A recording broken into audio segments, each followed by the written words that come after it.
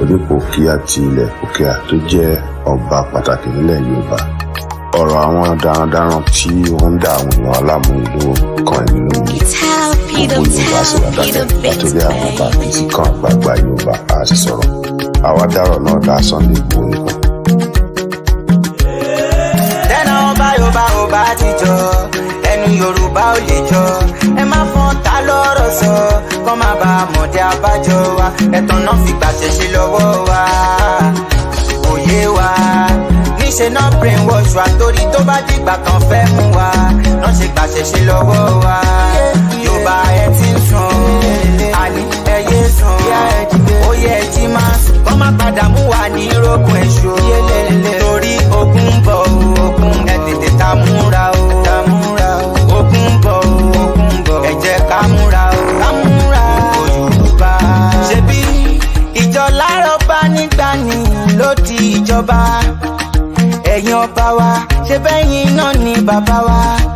Ẹ má lajú yín sílẹ̀ kájèjì kó gba ilẹ̀ wa. Kàn yé pa àwọn èèyàn wa lójú yín. Ẹ jẹ́ kó bá padà sáyé ọba, káṣe kan lè padà sẹ́nu ọba. Olóṣèlú gbọ́dọ̀ máa gbàṣẹ ọba, ṣèbí yẹn gangan náà pè ní ìjọba. Ó ti pẹ́ tí Yorùbá ti fẹnu ṣe, ó yẹ kúrò lóko eré. Lọ́wọ́ yìí ẹ dúró dédé kí tẹ́nàtì má padà lé onílé.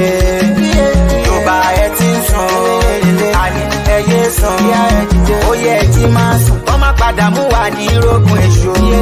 Torí ogun ń bọ̀ ogun, ẹ tètè ká múra o.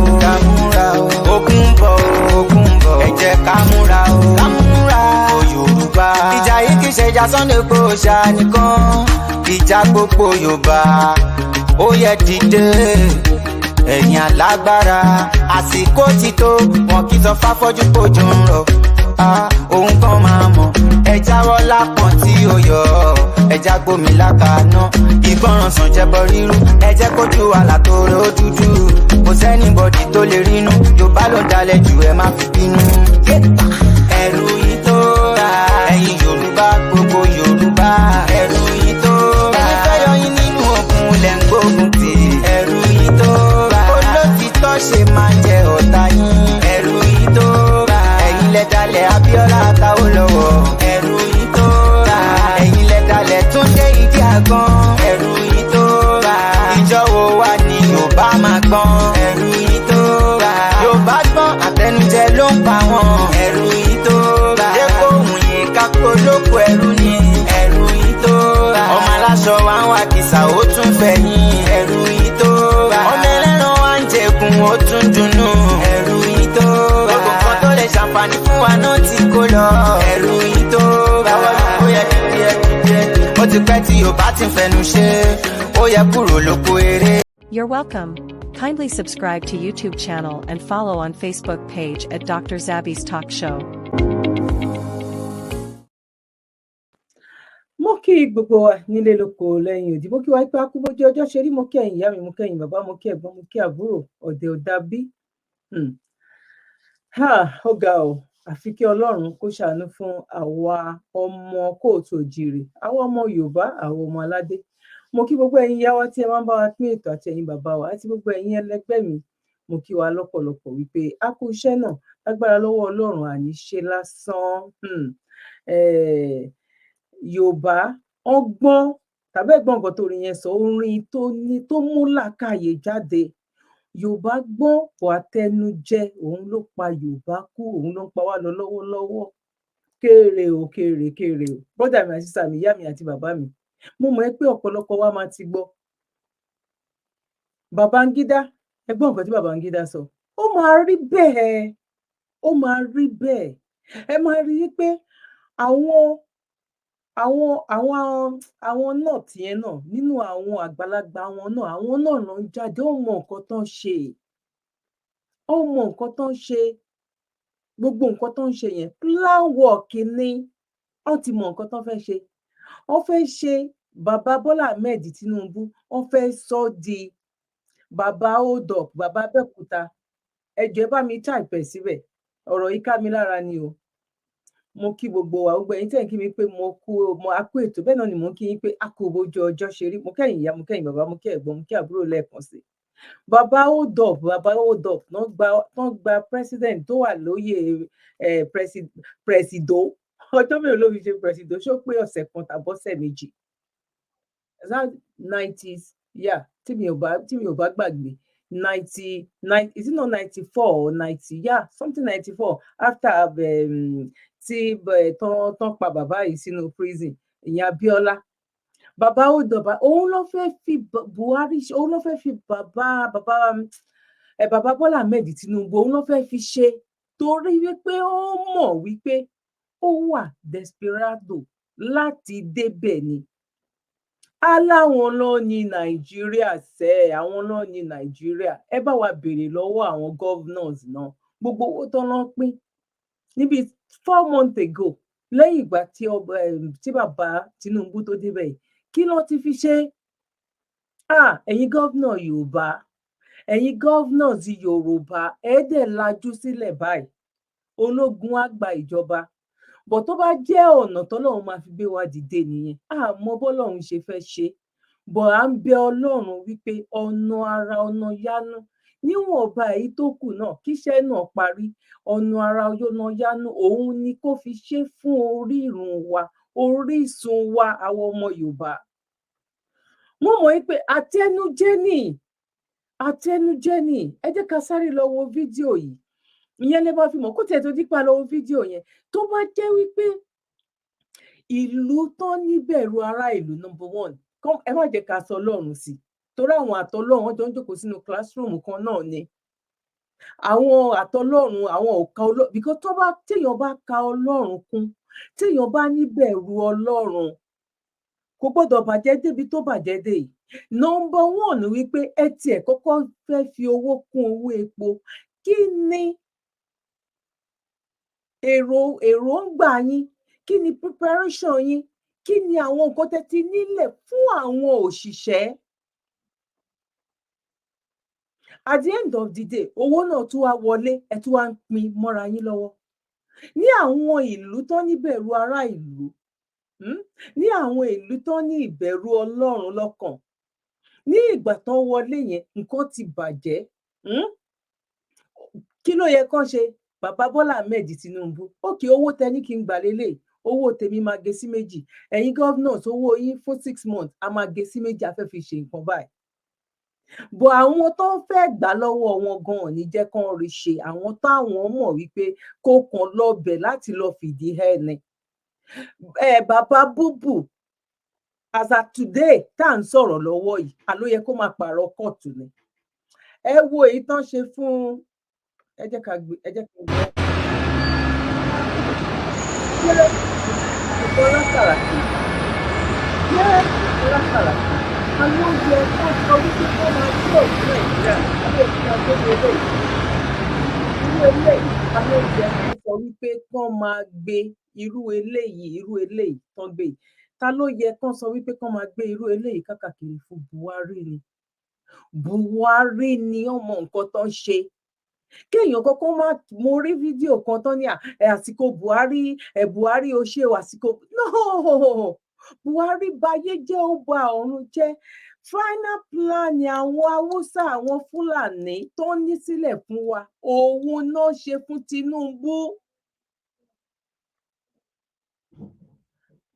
àwọn tí èyí Àtíkù tó fẹ́ wọlé tán jẹ́ kí Àtíkù wọlé ó pẹ̀lú àwọn tó ń da Nàìjíríà rú lọ́wọ́lọ́wọ́ yìí bàdúrà tiwa ni pé kó túbọ̀ wọlé káwa lè dìde sókè torí gbogbo nǹkan yìí gbogbo ẹ̀ náà láti sọ bíi 4 years ago wípé àti ìwò tán bàjẹ́ tàbí tábà máa bẹ̀rẹ̀ sí ní máa wò tán àsìkò yẹn máa ti ń súnmọ́ òun náà lélẹ̀ ó yẹ kẹ́ máa kí àwa kan ní wípé lóòótọ́ information ń dọwọ́ yín òótọ́ ni kudos fún yín ẹ̀yin tẹ́ bá ti gbọ́ àwọn nǹkan yẹn lẹ́nu àwọn èèyàn wa ẹ bá wa type síbẹ̀ ẹ bá wa share ètò yìí ẹ bá wa fi kọ́mẹ̀ntì tiyín sílẹ̀ báwo ló ṣe rí lọ́dọ̀ títí yín ojú wo lẹ fi wò ó àwọn governors ẹ wo nǹkan táwọn governors ẹ wo nǹkan tí àwọn governors Yorùbá tó jẹ́ wípé ní ayé ìgbà kan oúnjẹ máa kù nínú ilé oúnjẹ yìí ti pé 3 days a fẹ́ ṣe ọbẹ̀ míì nínú Nàìjíríà yẹn ni o ọbẹ̀ tó kù yìí ẹ gbé fún àwọn ọmọlà yẹn, ṣe ráìsì sínú ẹ gbé fún àwọn ọmọlà yẹn kan lọ jẹ, ó máa di sínú nylon fún wọn, máa gbé sínú àwọn máa gbé fún àwọn ọmọlà. Mọ́là máa lọ, Yorùbá máa mú aṣọ nínú ilé, ó máa kó fún mọ́là. Tó bá bímọ nígbà yẹn táwa wà ní kékeré, àwọn aṣọ ọmọ tó jẹ́ wípé àwọn aṣọ ìkókó tó jẹ́ pé òkè ọmọ ti wá dàgbà, ó ń túnú ilé ṣe, wọ́n máa kó gbogbo àwọn aṣọ kan tó jẹ́ pé àwọn babies lọ́wọ́ ẹ̀ pókè ẹ jẹ́ ká kó àwọn malam tó jẹ́ pé ọmọ kéékèèké náà mú sọ́wọ́, wọ́n máa kó, wọ́n máa kó fún wọn. Ẹ wá wo nǹkan tí àwa Yorùbá ta wá dà ń sìn, kékeré dẹ̀ la ṣì rí àti ìrí nǹkan kan.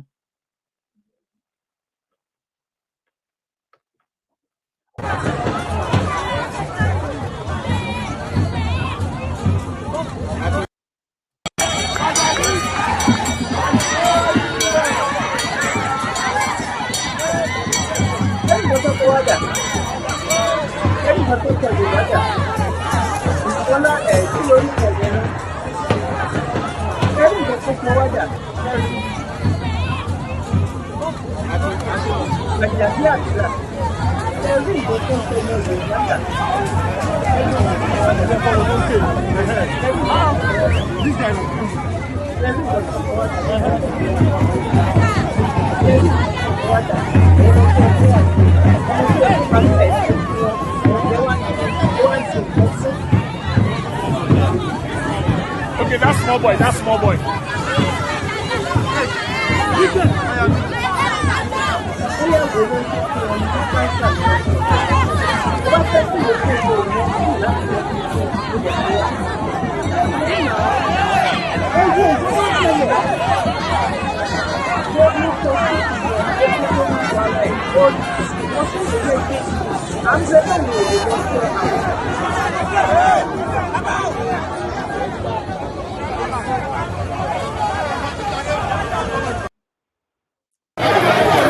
Naira bread.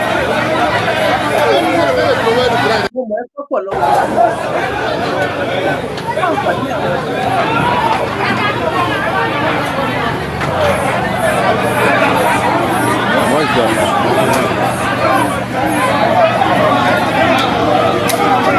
Hey, bread 100 naira can appear mad career because of 100 naira bread. Hey, Nigeria. Hey! Now wow, because of 100 naira bread. Ṣé bó ṣe ń nà wọ́n, mo ti gbàgbé tíṣù yẹn, mo mọ̀ ẹ́ pọ̀pọ̀lọpọ̀ wa náà la máa ti rí tíṣù. I'm pretty sure wípé most àwọn tó wà níbi iṣu yẹn lọ́jọ́ yẹn, owó tó máa ná láti lọ gba treatment tó máa fi lọ wúra ẹ̀, Panadol, paracetamol tó máa lọ lò, ó máa ju owó tán ta iṣu yẹn lọ. Ẹlòmíì gan after 3 days kò tí ì dìde níbi tán because wọ́n fling iṣu yẹn ni, ó ń ba ẹlòmíì lórí, ó ń ba ẹlòmíì lójú, kí ló dé? Ìyẹn lẹ máa fi mọ̀ wípé àló ti wọlẹ̀, kò sí nǹkan tá lè fi wé nǹkan tó wà lẹ̀, ó ti wọlẹ̀ bọ́ lọ́hùn, ó máa kó wa yọ pẹ̀lú ọ̀nà àrà àti ọ̀nà ìyanu ni.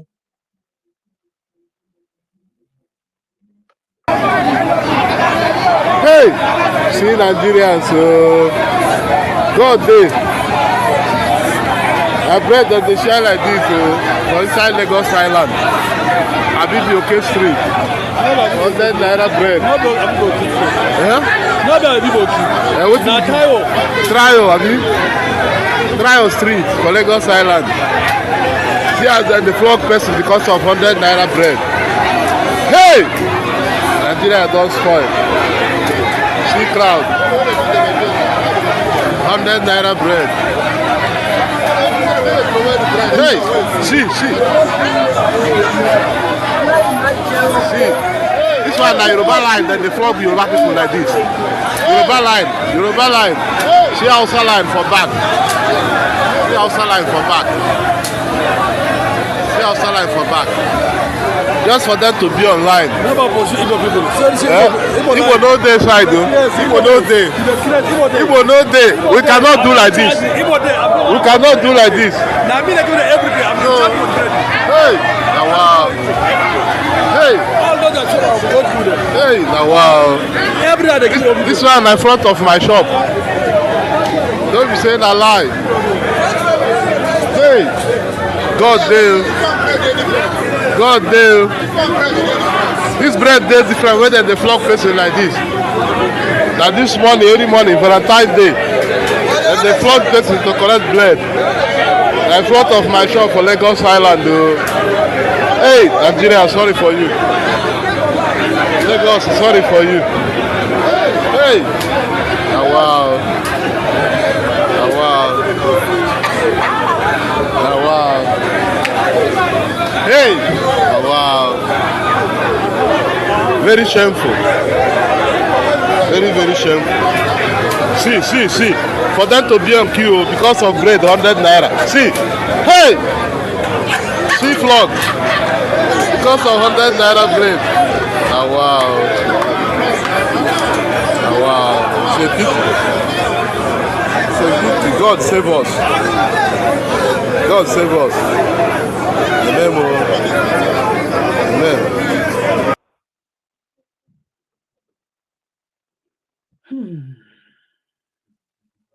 Ẹ wo bọ́n ṣe ń na àwọn èèyàn. Ẹ wo bọ́n ṣe ń na àwọn èèyàn torí bẹ́ẹ̀dì 100 naira. Ẹ wo bọ́n ṣe ń na àwọn ènìyàn.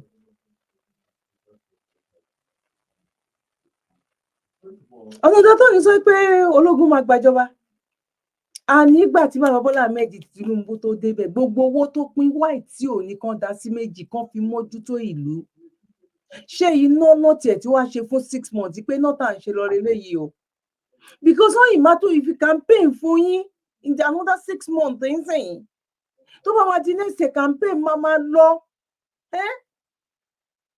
Mo sọ fún èèyàn bíi méjì lénìí pé ìwọ tó bá ń gbàdúrà fún Nàìjíríà, àdúrà ò lè gbà, àdúrà tiẹ̀ gangan fúnra rẹ̀ ò lè gbà. Torí pé bí ìgbà tẹ̀ ń ṣe ìkà ni. Àyàfi kẹ́ máa gbàdúrà pé Nàìjíríà wọlẹ̀, Nàìjíríà wọlẹ̀, Nàìjíríà wọlẹ̀, Yorùbá nation dìde, ọmọ Yorùbá dìde, ilẹ̀ Yorùbá dìde, òun ni nǹkan tó wà nílẹ̀ yìí. Ìkà làwọn pípù yìí, ọ̀dájú ni wọ́n, ẹni ibi ni wọ́n, ẹni àdánù ni wọ́n. Ẹ wo nǹkan tó ń sọ, ẹ wo láàárín bíi 6 months, ẹ wo tó bá tún di another 6 months ńkọ́.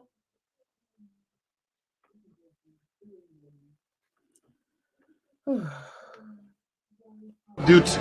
Only history can judge me, not a prosecutor or a federal judge. I'm not worried about that. I'm not worried about education so that we can all be exterminated at once. We don't want war. We want a very clean, quick, and succinct revolutionary process, surgical, that we put an end to the shenanigans of government, that will put an end to oppression, the corruption of government. I mean, look at it. You have ministers who have active cases with EFCC being asked to bow and go in our National Assembly. You have ministers who have been engaging in high crimes. We have a president that is insensitive to the country that is. This country has fallen apart. Nigeria has failed, except Nigerians bond together and bundle these guys out of our national space. We are wasting our time. And don't ask me whether I'm afraid or worried about the legal implications of what I'm saying. I am carrying out a historical duty. Only history can judge me, not a prosecutor or a federal judge. I'm not worried about that. I'm not worried about that. You can't kill somebody who's not afraid of death. And if I'm afraid of death, am I better than those people in Zamfara who are getting slaughtered every day? Am I better than those people who get killed by so-called kidnappers who just walk into the middle of the road with an AK-47, kill people and walk quietly back into the bush?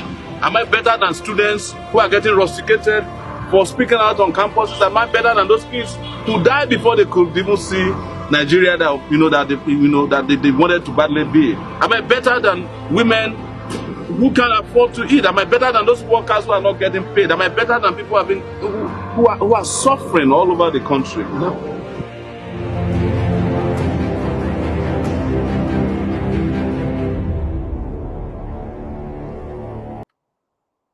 Anybody who have served this country in the capacity either of a minister or Igbo and so on and so forth. But when they are in government, they don't remember that they belong to this class of tribes or religion because they have formed a cartel. You know, they are together on that page of exploiting the country. But the moment they lost out, they will go back and start whipping sentiment and emotion. And that is why the laws are weak. Because anybody who have served this country in the capacity either of a minister or a governor and what have you, and found using language that is not really in tandem with our national interests, should have a consequences to face. Otherwise, we'll continue going along this way, and our children, our grandchildren will continue to go along this way. It is high time for people to understand that, look, nobody created land, nobody created tribe, nobody created religion. We all find ourselves in it. And you cannot change it because you have no power to change nature. Nature has established its authority. You cannot question it. What you need to do is to align yourself with the nature and develop where you are and make it a place that others can come and envy. Just the way people travel to UK, look at Dubai. If you minus 20, 25 years out of Dubai, it's not better than Kano. But because they got a visionary leader, it's the center of the world right now. It's the center of attraction. Go to Egypt recently. Look at the development. Because I've gotten a president who is committed to developing the system. Why can't we do it? Was it that we don't have the resources? Nigeria is one of the richest countries on earth. There's no reason why we cannot link every 6 zones of the country through superhighways. It's easier, it's cheaper, it's economically viable. The money is there. Look at individuals that are in government that are looting trillions of naira. What happened to them? Even as we are talking today, they are being shielded. Look at the messages going on in the NNPC in the name of subsidy. We have asked so many questions. Who are the list of people that have been paid subsidy? There is none. President Buhari campaigned on subsidy removal. He called it a fraud when he was campaigning. But he ran his government under that fraud throughout. Now Bola took the silver bullet by saying that I have removed the subsidy. But we are waiting for the details of that subsidy to have been removed. Was it not an underdevelopment? Was it not compromising the country? It's absolutely compromising the country. Look at the racketeering or profiteering of the CBN. I hope they would classify the investigation that is going on. You will pity this country. And these are people that have benefited directly from the system. Most of them were under the scholarship of the federal government of Nigeria. You will pity this country. Pity. Pity náà tí ń ṣẹlẹ̀. Ọ̀rọ̀ ọ̀sẹ̀ yìí là ń sọ yìí o. Ọ̀rọ̀ oṣù yìí là ń sọ yìí o. Kò ń ṣe pé ó sọ àsọtẹ́lẹ̀ o. Kò ń ṣe. You will pity. Ṣé òun ti ń pity nsìn? Oh my day.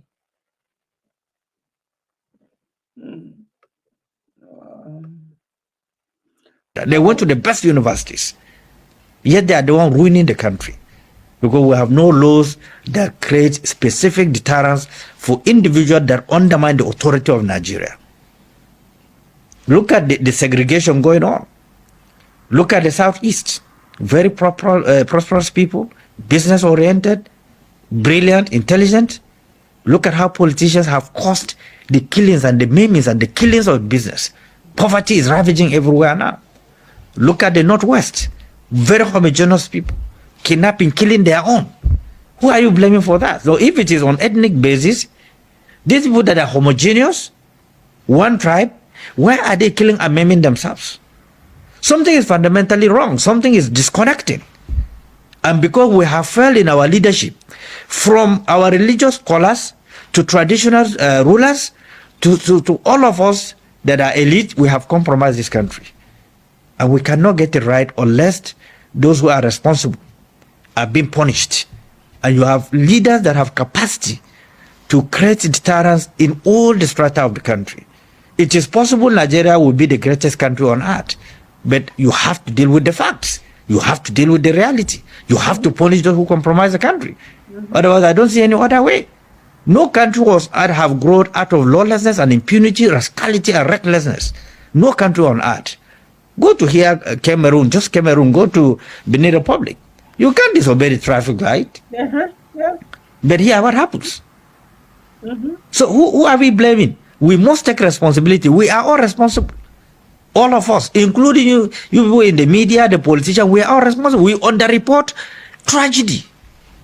Individuals who have compromised the country, they were protected because they belong to one interest or the other. Yeah, you're right. And this is not good for us as a nation. We must start firm. We must be decisive. Our generation cannot be forgiving. Me and you, our generation cannot be forgiving. Because we have traveled everywhere. We have seen the best of infrastructure. Okay. And we wish to have it here. And we have the opportunity to have it, but we are... mi ò ní lè gbé padà wá sẹ́yìn tó ló ń ó ìkú díẹ̀ ẹ gbọ́ nǹkan tó sọ on travel kákàkiri ni na it's true ẹ wo Gbajabiamila whatever tó porúkọ ara ẹ wo ibi tó dúró sí tó ń tú òkun ká báwo làwọn èèyàn ṣe ní lọ máa tró indomie sórí àwọn èèyàn báwo náà ṣe nífẹ̀ẹ́ gbá lọ máa ná àwọn èèyàn èyí táwọn ń ṣe níta yẹn àwọn ò ṣe lọ sí àwọn schools láti lọ ṣe àwọn nǹkan yẹn ṣáwọn ò kí ń lọ sí àwọn ìlú bòmíì ni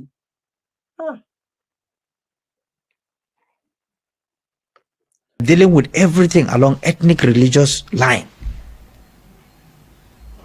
Now give me the statistics from 1999. Don't even go during Shagari regime. During Shagari regime, Shagari have fully scale utilization of power.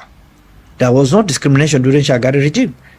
As I'm talking to you, I can remember majority of Shagari ministers, but I cannot remember most of Buhari's ministers. I can remember up to 10 Buhari's ministers because they are very low profile people.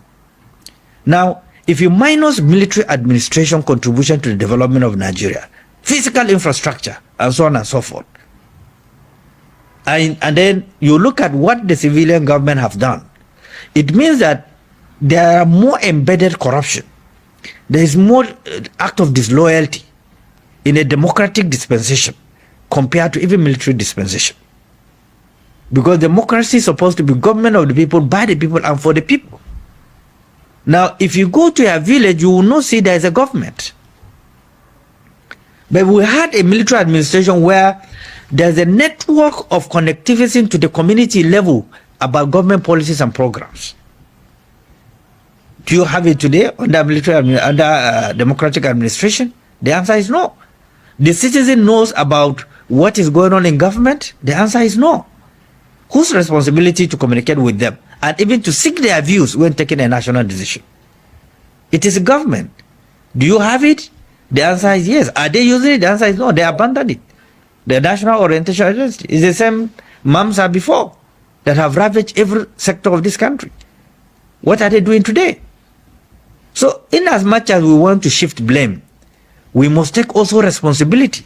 Because if a foundation has been laid, it's your responsibility to move that foundation forward to enviable height. It's not for you to keep on killing that foundation and shifting blame on people who have contributed immensely to the foundation and development of the country. So politicians must take note that they are part of the retrogressive level that this country is going through today. Go and take the budget provisions and the implementations from the ministries, agencies, and parastatals. Go through it. You are a journalist. Go and find out the implementation of the budget, whether it's been implemented or not, at where and what are the areas that have been budgeted and been implemented. You will weep. And who do you blame? Do you blame the founding fathers? Do you blame military regime that have done their bit and quit? Or who do you blame? We have a democratically elected government right now. They inherited insecurity. They inherited grounded economy from who? From the same party of the same government of APC. And it's the reason why there was nothing to showcase in 100 days in office. It was a grounded system that was inherited. Completely grounded. He's struggling to be on his feet up to now that I'm talking to you. They can't do anything. So, who do you blame? You blame former military Babangida, or you blame Obasanjo, or who blame? We take responsibility. Our ability. àwọn èèyàn kan ti sọ bẹ́ẹ̀ pé Babangida tó bá ìwà láyé òun àti Ọbásanjọ́ Nàìjíríà ibi tó wà ló máa wà torí àwọn gangan ni máfíà tán wà ní ìsàlẹ̀ kínní bàbá Ìyábọ̀ àwọn mọ ládà àkàbà tí Nàìjíríà tó dúró lé lórí torí pé òun ò kí ń ṣọmọ Yorùbá àwọn gan ètò ọmọ Yorùbá lápá abìkan ìyẹn náà pẹ̀lú tó jẹ́ wípé àwọn gan ò ní interest pé báwo la ìfẹ́ lọ àwọn gan ò ní interest mo mọ̀ pé irú eléyìí nsìn àwọn máa fọwọ́ lẹ́rán ni tán máa wo irú bàbá Ìyábọ̀ tó rán wọn máa wí pé wẹ́ ṣebí Òbí ló gbé kudos Òbí ló tẹ̀lé náà ìgbà tẹ́ ti jẹ́ kó bí wọ̀bẹ̀ anything tó bá máa ṣẹlẹ̀ ní kó ṣẹlẹ̀ òbí gan gbogbo wọn ń sìn gan àwọn gan máa rẹ́dì gan pé tí mínísítírì bá máa gbà kó gbà ṣèbójú wa níbí báyìí ní gbogbo yìí lẹ fi ṣe màdàrú wọn ṣàgbé bàbá náà síbẹ̀ ń sí òkè a máa jọ pawọ́pọ̀ tó máa jọba gbogbo ẹ̀jẹ̀ ni. Babangida torí pé nǹkan táwọn gùdù fún nìyẹn ẹ̀yin ọba tẹ ní àwọn ọmọ yín ló kàn ẹ̀yin dà ibo lẹwà ojú yín dà ẹ̀yin gọvnọs tẹ ń dagbádá kákàkiri àtàwọn ọba tó jẹ́ wípé ní pátì ọlá bíi kómọ ọ̀túnla ibi wedding àwọn ọmọ yín ti débẹ̀ báyìí o ọmọ yín náà ọ̀hún jẹ́ kó rí ṣe o ṣègèdè lélẹyìí o ṣègèdè gbáà ni ṣègèdè ni mo lè bẹ́ẹ̀ tẹ̀ ọ̀hún ní jẹ́ kí máa yẹn kó lo another 6 months tó bá lo another 6 months ńbẹ̀ ó ní lọ́ọ̀kì ni tí bàbá yẹn bá lo another 6 months àyàfi kó mú nínú owó àpò ẹ̀ àtowó tó gbà kó bẹ̀rẹ̀ sí ní máa fi ṣe àwọn nǹkan kan tó ló mọ̀ ni ṣé mi gbé kíní oúnjẹ oh my god mi gbé kíní oúnjẹ yẹn wọlé mo gbé wọlé mi mọ bí oh my god ṣe rí ibi tán lọ sèbù ibi tán bank fún oúnjẹ ṣe rí ibi tán lọ store oúnjẹ sí ṣe rí ibi tán lọ reserve oúnjẹ sí because ó mọ nǹkan tó fẹ́ ṣẹlẹ̀ àwọn Babangida mọ nǹkan tó fẹ́ ṣẹlẹ̀ ẹ̀yin ọba ojú yín dà Babangida ń bá yín ó ti sọ̀rọ̀ síta ó ní bí ìlú bó ṣe ń lọ yìí tó bá ń lọ bó ṣe ń lọ yìí àìbámọ̀ kí táwọn ológun tán bá nígbàjọba mọ́ ẹni tẹ́ ẹ pè lọ́mọ yín lọ́wọ́ ibo lẹwà kí lẹ fẹ́ ṣe kí lẹ rí sọ sí gbogbo ayé ló ń bọ́ta gbogbo owó tó yẹ kán tó gbà fúnra wọn tó yẹ kẹ́ fi ṣàánú aráàlú kẹ́ sọ wípé nǹkan báyìí lè ṣe ẹ̀yin gbowó ẹ pín sápò ẹ mú owó ẹ fi lé epo lórí ẹ̀yin yan fandafanda ẹ ti ń lọ fún holiday ara bẹ̀rẹ̀ sí ní aráàlú bára máa ṣe ni gbogbo yín pa nìyẹn ìpè kọ́. The surveillance is too much. Please, Maja, find solution for this things. It's too much. This surveillance is too much for this country. Please, if government work, if they cannot protest, we Yalaja, we go open our nyash, we go open our breast, we go protest. Too much surveillance, too much for this country.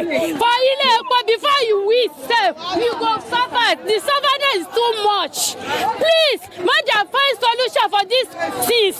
It's too much. Gary 2,000 naira. Since when my father bought me, I did not buy 1,000 naira pence of Gary. The selling is 2,000 naira now. It's too much. The surveillance is too much. Even say rice, the Rika one rice up to 1,200 naira. For what reason? It's too much, to buy meat. Even the pama said don't rise up. Two fish for Chicago or Chicago, 1,200 naira, 3 of pieces of it. It's too much. Joy Sanuba, Baba Sanuba, Boda Sanuba, Yayipo, Sanuba, Tipoju, Ebin Power, and the Sapaya, Nigeria, Yanjawa, Kosowa, Arawa Sisha, Arawa Taja, Arawa Jawu, Atisawa Lewadaro, Sanuba. Full for now. When I go get them very, very soon. You see that social media is gonna try and I know it go up. I know now end now there it is. Gonna try and I know. Yes, because Nigeria and Nigerians show now the quiet. Consumer show you something. Just come. Yeah. I just this one have 50 kg boa cement. See the receipt here. See the receipt. 18,000 naira for 2 bags, which leave 1 bag at 9,000. Then this one are gas. I just go fill them now. 12.5 kg. See the receipt. It's 1,200 naira per kg, which leave this one at 15,000. This is the Nigeria we are now. And yet, Femi Gbajabiamila not see anything wrong with fixing this problem. Now, social media, now you refer to as menace. I listened to your video this morning. They talk to some people when I don't know where you gather them from. Femi Gbajabiamila, let me tell you, a menace is the government of today, the government of Bola Ahmed Tinubu, where you, Femi, is the chief of staff to the president. That is what Nigerians currently refer to as menace. If cement is already 9,000 as I want to speak now, and a kilogram of gas is already 1,200 as at right now, we know by evening to be more. A bag of rice, we are aware, is approaching 100,000. You don't refer to that as menace, but social media is what you say as menace. See, that trouble on the fine, it don't gather, it don't most full for now. When I go get them very, very soon. You see that social media say you don't want rest. Femi, if now end, now there it is. Wanna try now know what you go. I don't know at what point Nigerians go say enough is enough. But something is telling me that the end point, the climax of this whole shit is actually here. Femi Gbajabiamila, we go know whether na social media really be the menace where you supposed to tackle, or na the government of Bola Ahmed Tinubu where you for be a very top ranking officer. Look at the nonsense you subjected Nigerians to. If we can no longer afford cement to build new houses, we can't also maintain our old one, because the cement I just went to buy now is to maintain my house. I'm not building a new house. I can't even feed now. But I must not let the old one dilapidate. Because by the time the landlord starts, in fact, I'm sure they must have been doing that already, jacking up their tenancy to also meet up to the demand being created by the menace of a Bola Ahmed Tinubu, where Gbajabiamila is a principal, then I'm very sure at this point, Nigerians will have to say enough is enough. At least, before Femi regulate or end social media, let's end this their government. Mo kí gbogbo wa nílé lóko lẹ́yìn odi, mo kí gbogbo ẹ̀yin ìyá mi, bàbá mi, ẹ̀gbọ́n àti àbúrò, ìpàkúbójú ọjọ́ ṣe rí, ṣe ti bá wa pín ètò, ṣe ti bá wa fi like síbẹ̀, ṣe ti bá wa fi comment síbẹ̀, bẹ́ẹ̀ ṣe ń kí mi pé a kú ètò, à ń kí gbogbo yín náà, ẹ ṣé gan ni. Gbogbo ẹ̀yin tí ẹ máa ń ju videos fún wa, mo mọ̀ lóore, God bless you. Gbogbo ẹ̀yin tẹ̀lé ń bá wa dá sí ọ̀rọ̀ charity wa náà, lágbára lọ́wọ́ Ọlọ́run, ọwọ́ wa ò ní kàn sàlẹ̀ àpò, àrọ́mọdọ́mọ wa lágbára lọ́wọ́ Ọlọ́run, ọ̀ní gbégbá bára Zabi Life Saver Foundation àánú lolówó fi rán wa la fi ń sọpẹ́ fọ́lọ́run àwọn ẹ̀dá tó ń jẹ́ aníparere láyé àwọn èèyàn tá a sì ti ń sọpẹ́ pàtàkì gbogbo olólùfẹ́ wa jákèjádò àgbáyé àwọn tó ń bá wa gbowó ṣètò ìrànwọ́ yìí lọ́nà kan àbí kejì. Lóòótọ́ ẹ̀yin gan lè jìká tí ò jẹ́ kó rí ó jábọ́ lórí ìkànnì Zabi Life Saver Foundation. Àkàìmọye ènìyàn lọ́lọ́run ti fọwọ́ tọ́ nípa pé ká mú lára bíntín tọ́lọ́run fún wa tá a fi ń ṣàánú àwọn èèyàn tó kù díẹ̀ fún láwùjọ wa láì fi tẹ̀sìn ẹ̀yà èdè àti àwọ̀ṣe rárá. Sẹ́ẹ̀rí bọ́lọ́run ṣe ń lò wá lórí ìkànnì Zabi Life Saver Foundation táwọn fúnni níṣẹ́ gbalẹ̀ fúnni lóúnjẹ tá a ti ń sanwó iléèwé àwọn ọmọ tí ò lóbìí àti àwọn ọmọ tó kù díẹ̀ fóbi wọn láwùjọ lọ́pọ̀ ìmọ̀ye ìgbà láti yọjú tá a ti gbóúnjẹ lọ fáwọn tó wà nínú ìhámọ́ táwọn olóyìnbó ń pè ní correctional center. Lọ́pọ̀ ìgbà tá a bá lọ sílé ìwòsàn fún àbẹ̀wò àti pé ká gba àwọn ènìyàn tí ò rówó san lẹ́yìn ètò ìwòsàn wọn àánú á ṣe wá púpọ̀ nítorí ohun mèremère ohun tá a máa ń bá pàdé lọ́hùn àti ọ̀gọ̀ọ̀rọ̀ àwọn ènìyàn tó ti parí ètò ìwòsàn tí ò rówó san léyìí tágbára wa nìkan ò lè ká. Gẹ́gẹ́ bí èrò wa ní Zabi Life Saver Foundation àti bí ẹ̀yin olólùfẹ́ wa ṣe ń sọ wípé kọ́wọ́ jẹ́ tó ti lọ síwájú sí i ló jẹ́ àmọ́ lógun fún. You're welcome. Kindly subscribe to YouTube channel and follow on Facebook page at Dr.